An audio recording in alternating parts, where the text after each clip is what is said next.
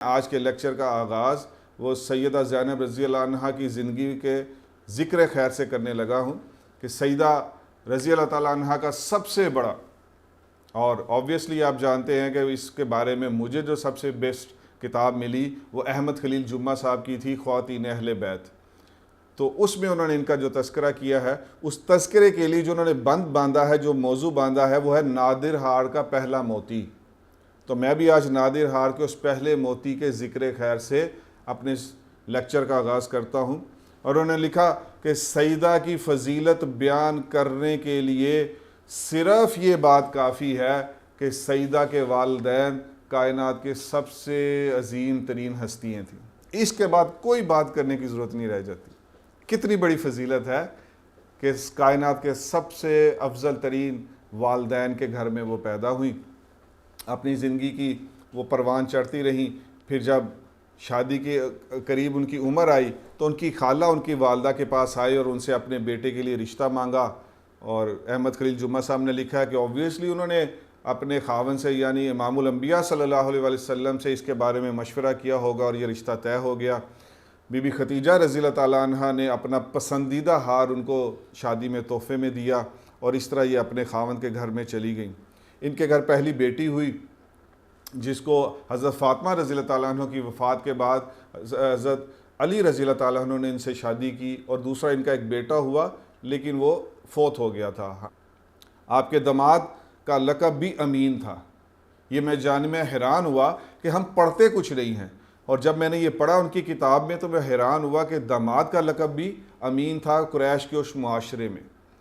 اور جب آپ صلی اللہ علیہ وسلم نے اعلان بعثت کیا تو سیدہ زینب رضی اللہ تعالیٰ عنہ تو فوراً ایمان لے آئی تھی، اور انہوں نے ایمان پیش کیا اپنے خاوند پہ ابو العاص پہ بھی، لیکن انہوں نے ایمان ان کو قبول نہیں کیا۔ اور انہوں نے اپنی بیگم سے یہ کہا کہ میں نہیں چاہتا لوگ کہیں کہ تم یہ اپنی بیوی کی محبت کی وجہ سے یا اس کی وجہ سے اپنے باپ دادا کا دین چھوڑ گیا۔ تو یہ بات یاد رکھیے، یہاں ایک بہت اہم لائن آپ سنتے جائیے اور ساری زندگی اس کے اوپر آپ نے سوچنا ہے، اس لائن کو کبھی بھولنا نہیں۔ یہ سید قطب شہید کے تفسیر میں یہ لائن مجھے پڑھنے کو ملی، انہوں نے وہاں لکھا ہے کہ ایمان لانے کے بعد سب سے مشکل ترین چیز اس چیز کو اوورکم کرنا ہے کہ لوگ کیا سوچیں گے۔ آپ دیکھ لیں کہ جناب ابو طالب بھی اس وجہ سے کلمہ نہیں پڑھ پائے، اور یہاں بھی دیکھ لیں کہ ابو العاص نے بھی اسی وجہ سے وہ کلمہ پڑھنے سے انکار کیا کہ لوگ کیا کہیں گے۔ تو یہ لوگ کیا کہیں گے، میرا مسلک کیا کہے گا، حق آنے کے بعد یہ باتیں سوچنا، یہ انتہائی بے وقوفی کی باتیں ہیں، اور یہ تاریخ اسلام اس سے بھری پڑی ہے۔ سرداران قریش آگے ان کے پاس کہ طلاق دو محمد عربی صلی اللہ علیہ وسلم کی بیٹی کو، لیکن ان کے خاوند وہ اس کے اوپر انہوں نے دو ٹوک جواب دیا سرداران قریش کو کہ ایسا نہیں ہو سکتا، میں ان کو طلاق نہیں دوں گا۔ پھر آپ صلی اللہ علیہ وسلم ہجرت فرما کے جب مدینہ آئے ہیں تو پھر سال کے بعد جب غزوہ بدر برپا ہوا ہے تو قریش کی طرف سے بی بی زینب رضی اللہ تعالیٰ عنہ کے خاوند وہ لڑنے کے لیے وہ بدر کے مقام پہ پہنچے ہیں، اور آپ جانتے ہیں کہ آگے پڑھ بھی لیں گے کہ سن بھی لیں گے کہ بدر کے مقام پہ 70 کے قریب جو قید ہوئے ان میں ان کے خاوند بھی تھے۔ ان کے خاوند جب قید ہو گئے تو آپ صلی اللہ علیہ وسلم نے تو قیدیوں سے اچھے سلوک کے لیے پہلے ہی حکم فرما دیا تھا۔ پھر وہاں سے مکہ سے سیدہ زینب رضی اللہ تعالیٰ عنہ نے اپنا وہ ہار شادی والا فدیے کے لیے بھیجا۔ جب یہ ہار آپ صلی اللہ علیہ وآلہ وسلم کے سامنے آیا تو آپ دیدہ ہو گئے، اور آپ نے صحابہ سے کہا کہ اگر تم لوگ ان کو فدیہ دیے بغیر چھوڑ دو تو صحابہ رضوان اللہ علیہم اجمعین کے لیے تو حکم آپ جانتے ہیں کہ کیا میں نہیں رکھتا تھا۔ انہوں نے ان کو چھوڑ دیا۔ آپ صلی اللہ علیہ وآلہ وسلم نے ان کے خاوند سے اس وعدے پہ ان کو رہا کیا کہ واپس جاؤ گے اور وہاں سے میری بیٹی سیدہ زینب رضی اللہ عنہا کو ہجرت کے لیے ادھر مدینہ بھیج دو گے۔ وہ اس وعدے کو کر کے ان کے خاوند چلے گئے، واپس آئے ہیں۔ تو یہاں احمد خلیل جمعہ صاحب نے ایک بات کہی جو میرے ذہن سے نکل گئی، وہ کہہ دیتا ہوں کہ کس کرب کے ساتھ گزر کے اہل بیت نے اور صحابہ رضوان اللہ علیہم اجمعین نے کیا قربانیاں دی ہیں، اور آج میں نے اور آپ نے کلمہ پڑھا ہوا ہے۔ احمد خلیل جمعہ صاحب نے یہاں بہت کمال پوائنٹ ریز کیا۔ انہوں نے کہا کہ جب بدر میں قیدی ہوئے ہیں تو سیدہ زینب رضی اللہ تعالیٰ عنہ کا کیا فیلنگ ہوگی؟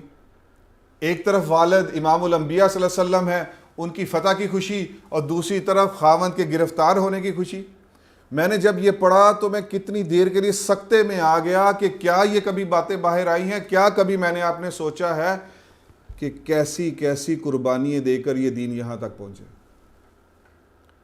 تو کیا وہ اس وقت وہ ان کی ذہن کا ایک کرب ہوگا، کیا عالم ہوگا کہ کیسی فیلنگز ہوں گی کہ ایک طرف خوشی ہے، امام الانبیاء صلی اللہ علیہ وسلم بھی ہیں، والد محترم بھی ہیں، ان کی فتح کی خوشی، اور دوسری طرف خاوند وہ قید میں آ چکے ہیں۔ بہرحال یہ واپس آئے، انہوں نے حسب وعدہ ان کو بھیجا، ان کو روانہ کیا، اور یہ اپنے دیور کے ساتھ ہجرت کرنے کے لیے نکلی۔ تو پیچھے سے ابو جہل ان پارٹی، اور اس میں یہ حبار بن اسود، یہ بدبخت تھا جس نے آپ کو نیزہ مارا تھا، اور وہ جو ہودج میں آپ کو لگا، اور آپ اس وقت حاملہ بھی تھیں، اور آپ کو یہ زخمی کیا اس نے، اس کے ساتھ ایک اور بدبخت تھا۔ تو ان دو بدبختوں نے اور قریش کے اور بدماشوں نے آ کر ان کا راستہ روکا۔ ان کے جو دیور تھے وہ بہت کمال تیر انداز تھے، انہوں نے اپنے ترکش کے تیر سامنے ایسے رکھ دیے، اور انہوں نے چاروں طرف تیر چلائے، اور یہ بدبخت ٹولہ قریب نہ آ سکا۔ اتنی دیر میں ابو سفیان، اس وقت ابھی ایمان نہیں لائے تھے، وہ آگے، انہوں نے ان سے کہا بھی رکو ذرا بات سنو، اور انہوں نے جب تیر اندازی روکی تو ابو سفیان نے کہا دیکھو ہمارے بڑے بڑے سرداران اور سورما انہوں نے مارے ہیں، ہم اس وقت ذلت میں ہیں، اور کسی بیٹی کا اپنے باپ کے پاس جانا ہمیں کیا اعتراض ہو سکتا ہے؟ لیکن تم یہ تو سوچو کہ ہم ابھی اس ہار کی وجہ سے ذلت میں ہیں، اور تم دن دہاڑے ان کو لے کے جا رہے ہو، تو ایسا کرو تم نے لے جانا لے جاؤ، ہمیں بیٹی کا باپ سے ملنے پہ کوئی ہمیں اس کے اوپر اعتراض نہیں ہے، انہیں لے جاؤ واپس، جب یہ تھوڑا معاملہ ٹھنڈا ہو جائے اور اس کے بعد کسی رات کی تاریکی میں ان کو لے کے چلے جانا۔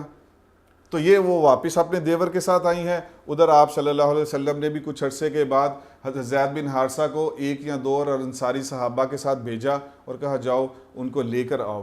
ادھر سے اپنے یہ دیور کے ساتھ آئی ہیں، اور راستے میں پھر حضرت زید بن حارثہ رضی اللہ تعالیٰ عنہ ان کو لے کر تو حضور پاک صلی اللہ علیہ وآلہ وسلم کے پاس آئے ہیں، اور اس طرح ان کی یہ ہجرت ہوئی ہے۔ اب جب احمد خلیل جمعہ صاحب نے پھر لکھا کہ اب جب ہجرت کرنے لگی ہیں پھر دو راہے پر آ گئی کہ خاوند کو چھوڑنا ایک بیوی کے لیے کیسا ایک معاملہ ہے، اور دوسری طرف امام الانبیاء صلی اللہ علیہ وسلم کے پاس جانے کی خوشی، ہجرت کی خوشی، اور اپنے والد محترم کی خوشی، پھر دو راہے پہ آئی ہیں۔ پھر کیسے ایک ذہنی کرب سے گزری ہوں گی یہ وہ چاہتے ہیں کہ وہ ہم اس کو اپنے اندر اتاریں، اور تاکہ میری زندگی میں بھی یہ احساس تو کم از کم اترے، آج کے بعد میرے بچے، میری نسلیں جب دین سے دور ہو رہے ہیں تو مجھے اتنا تو پتہ چلے کہ میں کیا قربانیوں والا دین ہے وہ، اور میں اس کے ساتھ میں کیا معاملہ کر رہا ہوں۔ تو بہرحال یہ اس کے بعد آپ سیدہ رضی اللہ تعالیٰ عنہ بی بی زینب رضی اللہ تعالیٰ عنہ وہ 6 سال تک مدینہ میں رہیں۔ اس کے بعد وہ ان کے خاوند وہیں تھے، وہ بہت بڑے تاجر تھے۔ پھر ایک دفعہ وہ مال لے کر اور تجارت کے لیے گئے، واپس آ رہے تھے، آپ صلی اللہ علیہ وسلم نے ایک سریہ بھیجا ہوا تھا، اس نے ان کے مال کو مال غنیمت لیا، اور وہ واپس آپ صلی اللہ علیہ وسلم کے پاس آ گئے۔ اور ان کے جو خاوند تھے وہ ابو العاص، وہ بھی چھپتے چھپاتے تو سیدہ زینب رضی اللہ تعالیٰ عنہ کے پاس آئے اور ان سے پناہ کی اور مال واپس لینے کی درخواست کی۔ وہ بات ہو گئی ان کے درمیان۔ اگلے دن فجر کی اذان دی حضرت بلال رضی اللہ تعالیٰ عنہ نے، اور حضور پاک صلی اللہ علیہ وسلم جب نماز پڑھا رہے تھے تو بی بی سیدہ زینب رضی اللہ تعالیٰ عنہ نے کھڑکی میں سے اونچی آواز کے لگا دی کہ میں نے ابو العاص کو پناہ دی۔ جیسے ہی نماز ختم ہوئی آپ صلی اللہ علیہ وسلم نے صحابہ سے فرمایا کہ یہ میرے علم میں نہیں ہے۔ پھر آپ سیدہ کے پاس آئے اور ان سے کہا ٹھیک ہے، ایک عامی مسلمان بھی پناہ دے دے تو وہ ہماری طرف سے پناہ ہے، اور ان کو پناہ دے دی گئی۔ پھر آپ صلی اللہ علیہ وآلہ وسلم نے صحابہ رضوان اللہ علیہم اجمعین سے کیا خوبصورت بات کی ہے، اور کیا سٹینڈرڈ اور معیار قائم کیا ہے۔ صحابہ کے پاس گئے، کہا اللہ نے یہ مال غنیمت آپ کو دیا ہے، اللہ کا فضل ہے، آپ کا حق ہے، لیکن یہ ہمارے عزیز ہیں، اگر آپ ان کو واپس کر دیں تو آپ کی مرضی۔ اور صحابہ رضوان اللہ علیہم اجمعین کے لیے تو جان کوئی حیثیت نہیں تھی آپ کے حکم کے آگے۔ مال کی وقت تو وہ پہلے دن ختم کر کے آئے تھے۔ ہم مال کی وقت کبھی ختم نہیں کرتے، اس لیے ہم دین میں ڈاواں ڈول رہتے ہیں۔ انہوں نے جب کلام دیکھا تھا، کلیم دیکھا تھا، وہ جب پہلی دفعہ ملے تھے اس کے بعد مال کی وقت گئی، انہوں نے ان کا مال غنیمت واپس کیا۔ آپ کے خاوند واپس مکہ آئے، سارے مکہ والوں کو ان کا مال دیا، کہا بھئی کوئی چیز رہ گئی؟ انہوں نے کہا نہیں جی سب کچھ ادا ہوا جی بالکل، کلمہ پڑھا اور ساتھ ہی مسلمان ہو کے. اور یہاں سیرت نگاروں نے لکھا ہے کہ وہ حسن اخلاق تھا. تو دشمن کے ساتھ حسن اخلاق بار بار آپ سیرت میں سن رہے ہیں، تو آپ اپنے علاقے والوں اور ملک والوں کے ساتھ اخلاق سے کیوں نہیں پیش آ سکتے؟ آپ غیر مسلک سے اخلاق کے ساتھ کیوں نہیں پیش آ سکتے؟ تو بہرحال اس طرح انہوں نے کیسی عجیب زندگی گزاری ہے کہ جب دونوں میاں بیوی اکٹھے ہوئے اور 1 سال کے بعد بی بی زینب رضی اللہ تعالیٰ عنہ فوت ہو گئی. ام عطیہ رضی اللہ تعالیٰ عنہ نے ان کو غسل دیا. آپ صلی اللہ علیہ وسلم نے فرمایا جب غسل دے لو اور ان کو کفن پہنا لو تو مجھے بتانا. جب انہوں نے غسل دے لیا، آ کے بتایا، تو آپ صلی اللہ علیہ وسلم نے اپنی چادر مبارک اتار کر کہی کہ یہ پہنا. تو یہ ایک روشن ستارہ، نادر ہار کا پہلا موتی، ان کے بھی تو نام کبھی زندہ کریں دوبارہ، ان کی محنتوں کو بھی تو زندہ کریں کبھی دوبارہ.